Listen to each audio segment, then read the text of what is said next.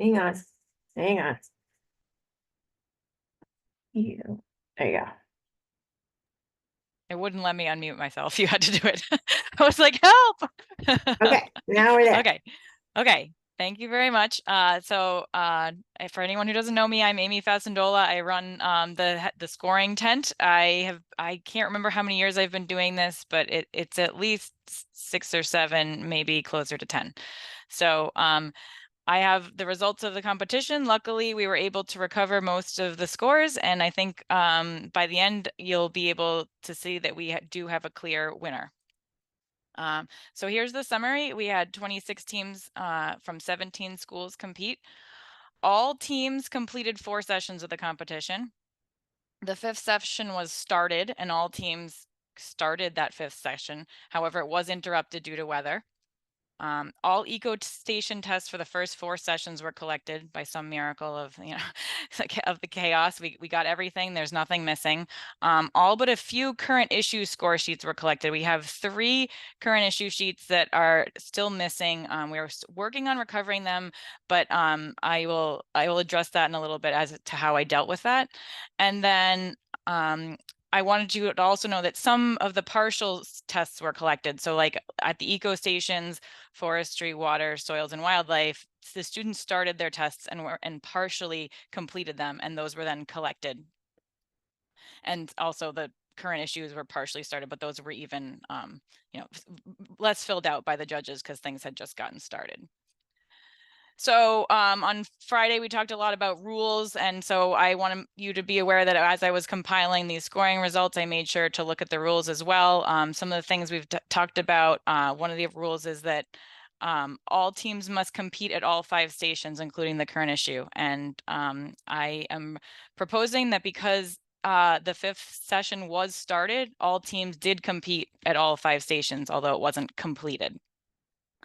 Also, there's one here. The winning team will be the team with the highest cumulative score out of 500 points. Each station is 20% of the total score. So I'll talk a little bit about that later, but that is how I took all the results, added everything up, and determined. There's another rule in here about minimum of 5 to go on to the NCF, and I verified that the top team had that. There's this rule here that says that rules are subject to change, and that any changes will be explained at the earliest possible date. It says changes on the day of can be explained. I take that to mean earliest possible date could also mean after the competition. However, I don't think we need to change any rules because of what I'm going to present here. I think we have enough information. And then there's the grievance procedure if needed. So first I mentioned that some of the current issue scores were missing. So what I did was here are the anonymized results just for the current issue. Here are all the teams. Here are judges 1 through 6, and it's the protocol is to average the judges' scores all together. There you'll see that there are the teams with the pink lines are the teams that were in session 5 and did not receive a score for session 5. And then you'll see there are 3 teams here in dark red, and those are the 3 missing sheets.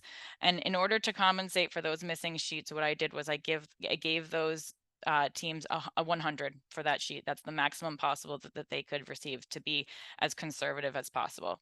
So those are teams A, B, C, B, and J. So then what I did was I totaled all the results, and here they are. You'll see that scores from the first 4 sessions are included, and then you'll see throughout each team will have an S5, which is that session 5 where they didn't receive a score for that because it didn't get completed. So if I add everything together and rank them like I usually do, usually there's also a 5th session that adds everything in, and then we get the rank, and it's pretty easy. So team GB came in first place, team IB came in second, and team AB came in third. This is crucially important. The difference between first and second is 69.33 points. And then you'll see that the difference between second and third is much closer, 5.92. And I think even below that, the scores get much closer. It's important to note that neither of the top 2 teams, GB or IB, had a current issue score missing. So they are not artificially increased by whatever the average of averaging in that 100. So then you know, we could take these results and say, this is the competition, you know, we weren't able to finish session 5, so this is the team winner. However, I included the averages down here. So you'll note that for forestry, soils, and wildlife, the average is in the 40s, but in water and current issue, the average is 71 and 72. So teams who did not compete in water and current issue, like if they were in session 5, they could be disadvantaged and they wouldn't have been able to, you know, had their full potential by missing that potentially. So in order to be extremely conservative, what I did was I gave every team except the top team a 100 on the last session. That's to account for the difference in the sessions. They gave them a chance to see if you know, if they were able to somehow excel at the very end, do everything possible, pull out all the stops, would they have been able to pull ahead of Team GB? So obviously this just raises the whole field by 100, except for the top team. I didn't get, you see the circle here. I did not give Team GB a 100. So the whole field goes up 100.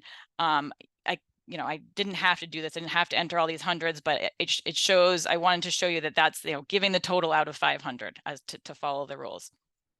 So again, remember they were ahead by 69.33. So if everyone went up by 100 and they got a 0, you know, then they would have only needed, the top team GB would have only needed 31 points on the last station to maintain the lead. That is where we left off on Friday. On Saturday morning, I woke up and said, we have that team's partial test. So I submitted that team's partial test to be scored. Team G, they scored of the questions that they answered. They didn't, you know, there were plenty that they didn't reach, but they got 44 points on that. So they were in the lead. They have a margin of 13 points above everyone, even if everyone else got a perfect score on the last session. I think if every team, you know, even if every team was able to compete session 5, they got a perfect score, they would not have been able to pull ahead of the top team. Also note the top team did have the required 5 minimum. So in conclusion, I would like to summarize that because I think session 5 was started and enough of the competition was completed because we were able to have that partial test from that top team, we are able to determine a winner. I think because session 5 was started, all the applicable rules were satisfied. I don't think anything needs to be changed. I actually don't think there really even needs to be a determination by the committee because there isn't usually a determination by the committee. I just take the results and declare a winner as I have for the past years. And so what I am stating is that we have a winner for the 2024 and it is Team GB. I will now take questions if you want, Britta. I don't know if you want to unmute and stop recording. I am going to stop the recording of that.